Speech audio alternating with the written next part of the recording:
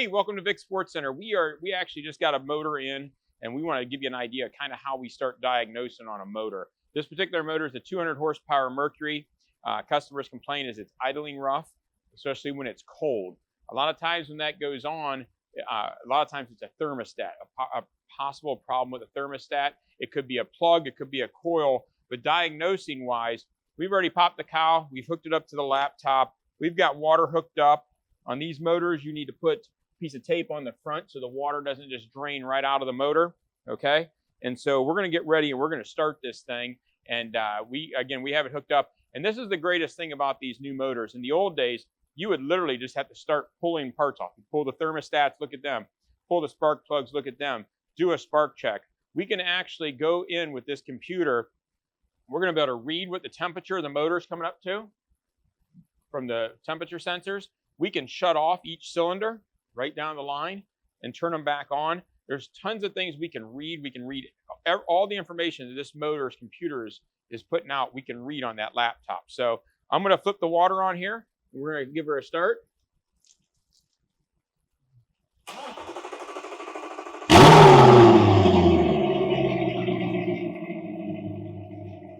You got to love the way they sound.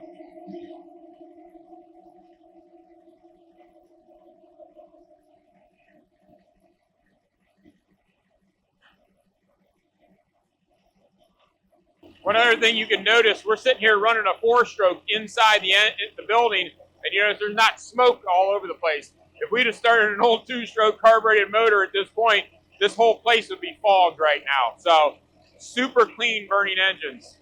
Amazing how clean the water is because of them. It's going to take a little time for these thermostats to warm up, just like in your car. It's basically your car engine on its side, just to give you an idea. And underwater, you can't even hear these motors. I mean, they're super quiet. She's starting to idle down.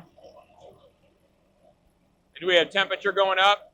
Yep, so we're already at 104 degrees, 105. We're going to see where this thing ends up.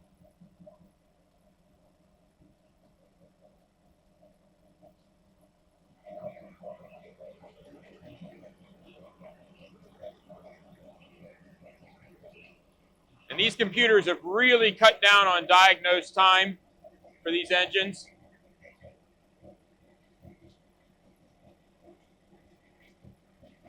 You see she's already up to almost 120 degrees.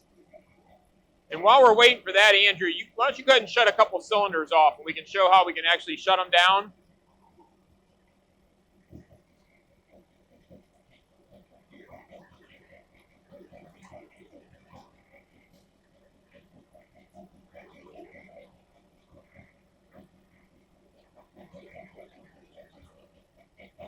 So here how we have one cylinder just shut down. Now we know that if that cylinder didn't change the sound of that motor, then we know we'd have something wrong with number 1 cylinder. So he's going to hit number 2. Hear the sound change. And we can go through and check these, because maybe we're wrong on our thoughts on a thermostat. So far we got 3 running. There's 4. And since this is a V8, you don't hear a crazy change in the sound on every one. You just give them to lug a little bit. So he's at 7 now. And we're going to 8. Yep, they all changed. So we know we have all the cylinders are firing. Now, does that tell us everything we need to know about that motor? It tells us they're all firing. So we have spark on each cylinder for sure. And there's sometimes we have to take them to the lake to try to figure these out. Unfortunately, it's really cold outside right now, so we're not taking anything to the lake.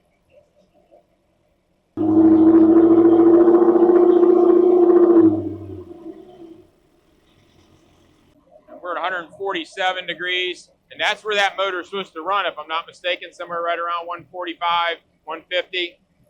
So she's running it. That thermostat just popped.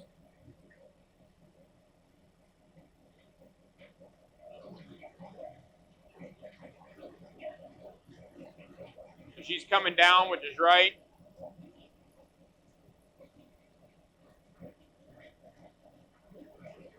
So now we know this motor has spark, and each one of the cylinders does change. Now we got to start looking for something else because it's not a thermostat. Thermostat went to the proper temperature and went.